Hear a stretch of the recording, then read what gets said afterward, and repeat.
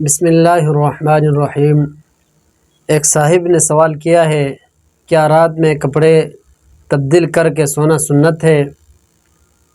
اس کا جواب یہ ہے، رات کو سوتے وقت لباس تبدیل کرنا مستقل کوئی سنت نہیں، البتہ اگر کسی کو کپڑے میسر ہوں اور وہ رات کے لیے کپڑے تبدیل کرنا چاہے تو کر سکتا ہے۔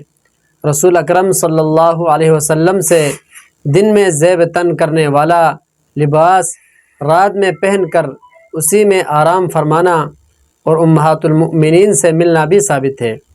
اسی طرح سے سوتے وقت الگ لباس پہننا بھی ثابت ہے۔ نیز دونوں معمولات میں سے کسی ایک کو مسنون اور دوسرے عمل کو غیر مسنون قرار دینا درست نہ ہوگا، یعنی کہ ایک عمل کو سنت قرار دینا اور دوسرے عمل کو سنت قرار دینا یہ درست نہ ہوگا۔ واللہ اعلم بالصواب۔